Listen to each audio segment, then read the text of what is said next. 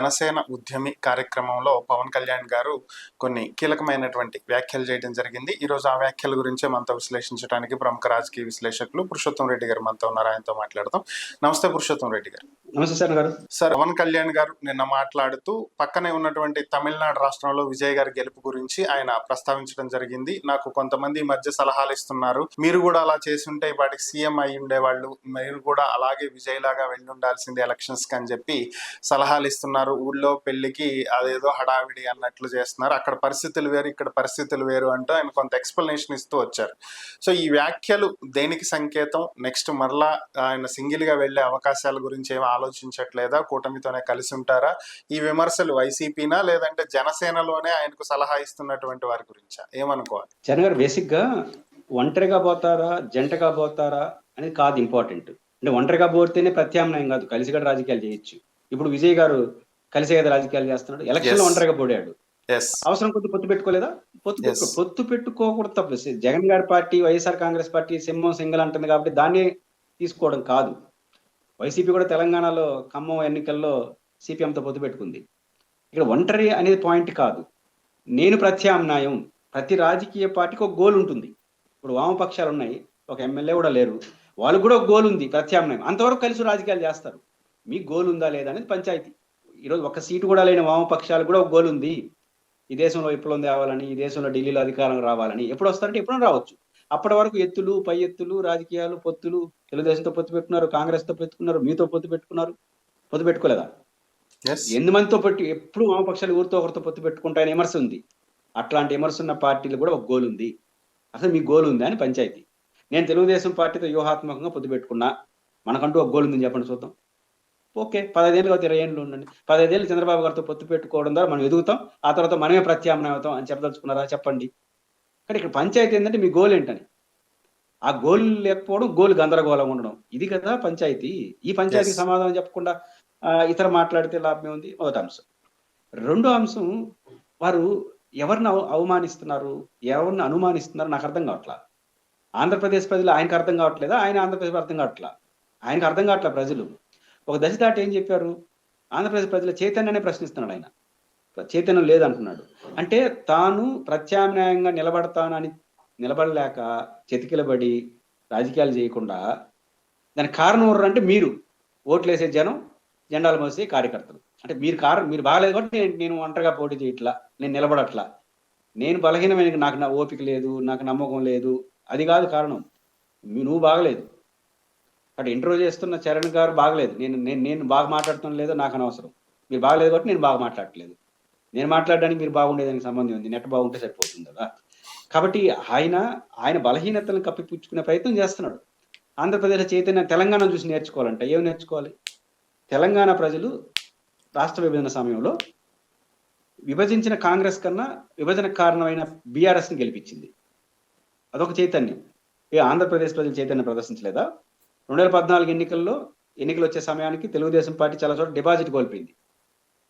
జగన్మోహన్ రెడ్డి జైల్లో ఉండి పార్టీని గెలిపించినాడు, 18-17 గెలిపించేసినాడు. అట్లాంటి వాతావరణ ఆంధ్రప్రదేశ్లో జగన్ గారిని ప్రతిపక్షం కూర్చోబెట్టి చంద్రబాబు గారిని గెలిపించారు. అంటే ఈ విభజన సమయంలో రాష్ట్రానికి చంద్రబాబు లాంటి అనుభవశీల అవసరము, కేంద్రంతో మాట్లాడి నిధులు తేవాలి, ఒక అనుభవం. అంటే ఎంత మెచ్యూర్డ్ డెసిషన్ ప్రజలది. 2019 ఎన్నికలు వచ్చేసరికి చంద్రబాబు గారు అనుకున్నట్టు చేయలేదు కాబట్టి ఓడిచ్చేసి జగన్ గారిని గెలిపించారు. అది 24 ఎన్నికల వరకు 23 పరిమితం చేసి 124 ఇచ్చారు. ఇప్పుడు మీకే ఆశ్చర్యం వేసింది. అంటే మీకు 21 కూడా ఇచ్చినాడు. ఈవీఎంలు ఇచ్చినాయా, ప్రజలు ఇచ్చినారా? ప్రజల చైతన్యంగా లేకపోతే మీకు 21 ఇచ్చినాడు, మీరే వేసుకున్నారా లేకపోతే? కాబట్టి అంత మెచ్యూర్డ్గా ప్రజలు తీర్పిస్తా ఉంటే ప్రజలకు మెచ్యూరిటీ లేదు అని మాట్లాడితే అది చాలా అంటే నేను ఎందుకు నిలబడలేదంటే నువ్వు బాగాలేదు కాబట్టి నిలబడలేదు అన్నట్టుంది ఆయన వ్యవహారం. రెండోది, విజయ్ గారితో నన్ను పోల్చొద్దండి. ఎవడు పోల్చడు, పోల్చినోడికి అవగాహన లేదు అర్థం. ఆయనకి ఏంటి పోలిక, ఈయనకేంటి పోలిక? ఆయన రూట్ వేరు, ఈయన రూట్ వేరు. కాబట్టి విజయ్ గారిని పోల్చేసి మనం కూడా చాలా మంది అంటున్నారు. ఇక్కడ పవన్ కళ్యాణ్ గారు ఏం కోల్పోతున్నారు అంటే ప్రజల్ని కోల్పోవడం, జనాన్ని కోల్పోవడం కాదు, వాళ్ళ పార్టీ కీలక నాయకులు కూడా కోల్పోతున్నాడు. మీరు ఆ సభలో పవన్ కళ్యాణ్ గారు విజయ్ గారి లాగా మనం కూడా పోటీ చేస్తుంటే ముఖ్యమంత్రి అవుతారు అని అనుకుంటున్నారు అని అనగా మొత్తం సభ మారుమరోగిపోయింది. మేమంతా ఎట్లా అనుకుంటున్నాం స్వామి అని చెప్పినారు ఇండైరెక్ట్ గా. తర్వాత ఇది కరెక్ట్ కాదు అని సిద్ధాంతం చెప్పినాడు. దానికి కూడా ఒక్కడిక్కడ తప్పకొట్ల, పైనోడు కొట్ల, కిందోడు కొట్ల. అంటే మీ మీ మీ ఉద్యమం ఆడొచ్చిన వాళ్ళందరూ కీ రోల్ ఉన్నవాళ్ళు. వాళ్ళు కూడా తప్పట్లు కొట్టలేదంటే అర్థం ఏంటి? వాళ్ళ ఊరికి ఇష్టం లేదు మీరు చెప్పిన మాట. కానీ నాయకుడిగా మిమ్మల్ని తప్పదు కాబట్టి గౌరవిస్తున్నారు. కాబట్టి మీ శ్రేణులకు అర్థం గారు, మీ చుట్టూ ఉన్నోళ్ళకి అర్థం గారు, మీరు సమాజానికి అర్థం గారు.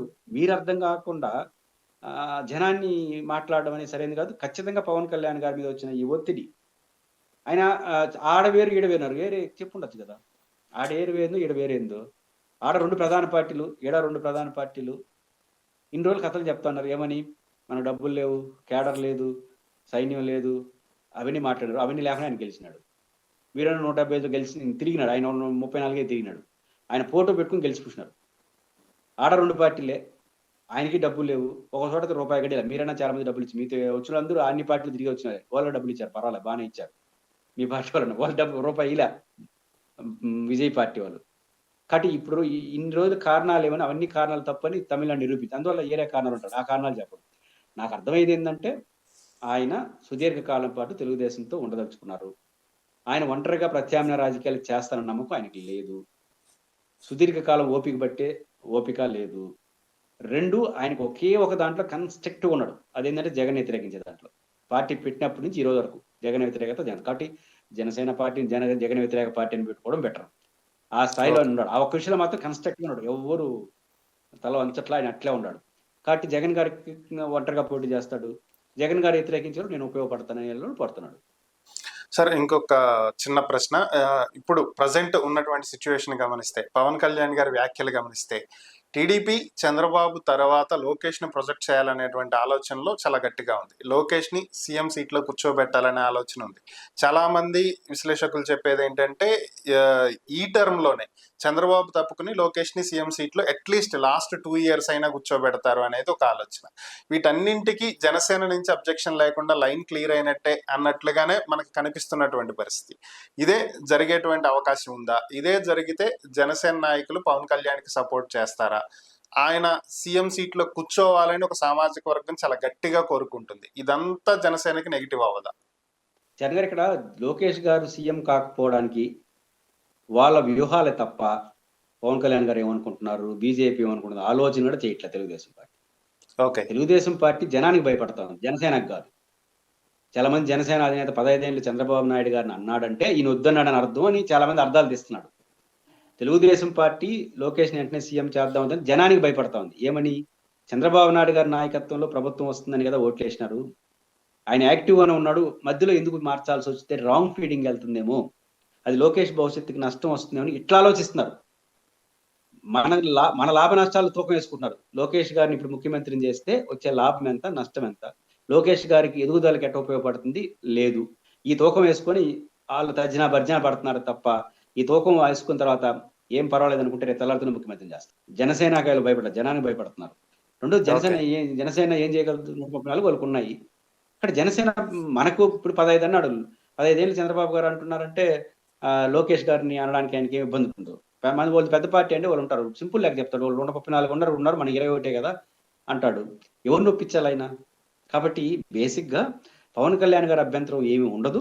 ఉన్నా చేయగలిగింది కూడా ఏమీ లేదు. తెలుగుదేశం పార్టీ వ్యూహాత్మకంగా అడుగులేస్తా ఉంది. వాళ్ళు లోకేష్ గారిని ఈ టైంలో చేస్తే బాగుంటే రేపు ఉదయమే గవర్నర్ కలిసేసి పెట్టేస్తాడు. ఎమ్మెల్యేల సంతకం చెప్పడం ఆలస్యం. కాబట్టి ఏ సమయంలో లోకేష్ గారు చేస్తే లోకేష్ గారి భవిష్యత్తుకి తెలుగుదేశం భవిష్యత్తుకి మంచి జరుగుతుంది తప్ప ఇతరుల గురించి వాళ్ళు జగన్ బాధపడే కొద్దీ ఆయన ఐక్యంగా ఉంటాడు. సో ఇక్కడ పంచాయతీ ఏమీ లేదు. లోకేష్ గారిని వాళ్ళు ఎప్పుడు అనుకుంటే అప్పుడు చేస్తారు. Okay, thank you Purushottam Reddy గారు. ఈ అంశాల మీద మీ విశ్లేషణ అందించినందుకు ధన్యవాదాలు.